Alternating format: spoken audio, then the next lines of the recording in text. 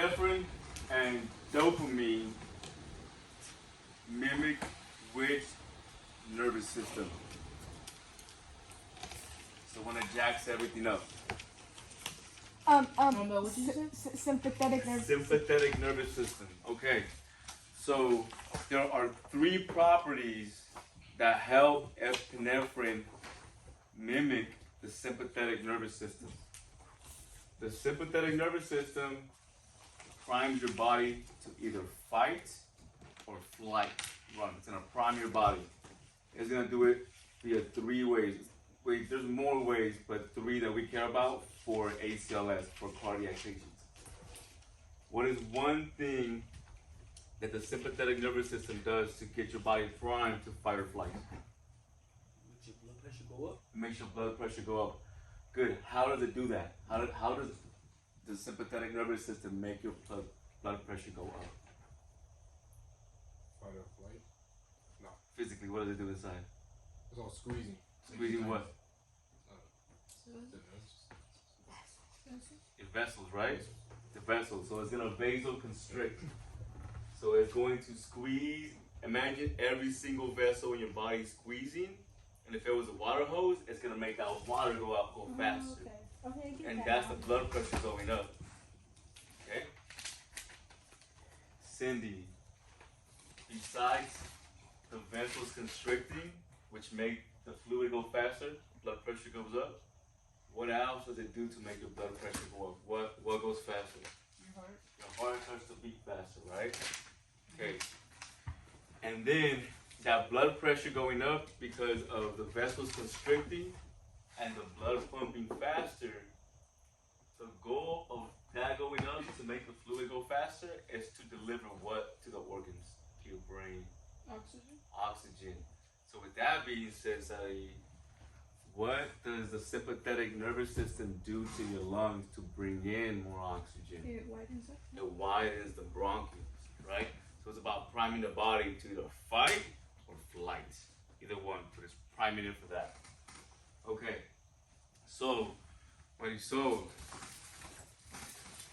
there are 3 properties inside epinephrine that help epinephrine copy what the sympathetic nervous system does. Okay? What is one of those properties? Alpha 1. Alpha 1. Right there. What does alpha 1 do that we talked about right now? What is that going to do? Alpha 1,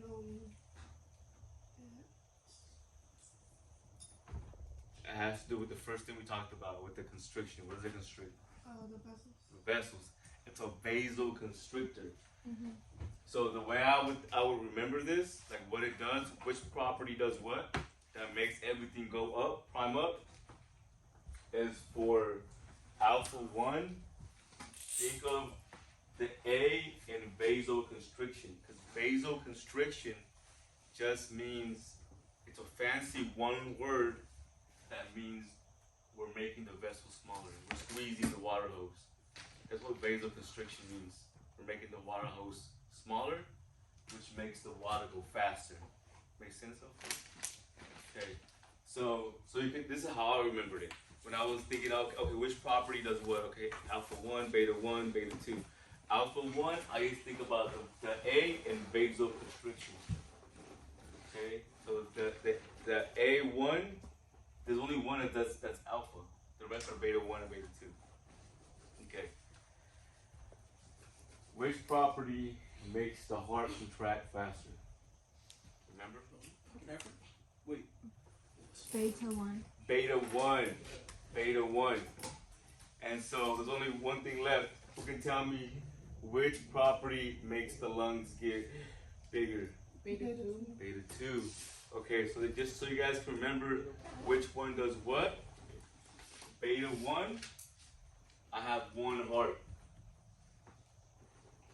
Beta 2, I have 2 lungs. Okay? That way you know which property within epinephrine does what that helps your body prime up to fight or flight. Okay? So with all this being said, Brianna, we know what epinephrine does, right? It makes everything go fast, the lungs open up. What kind of patient do you think would need epinephrine if we're in a cardiac arrest situation and we're giving drugs? What kind of patient? Is it gonna be a tachycardia patient or a bradycardia patient? What are we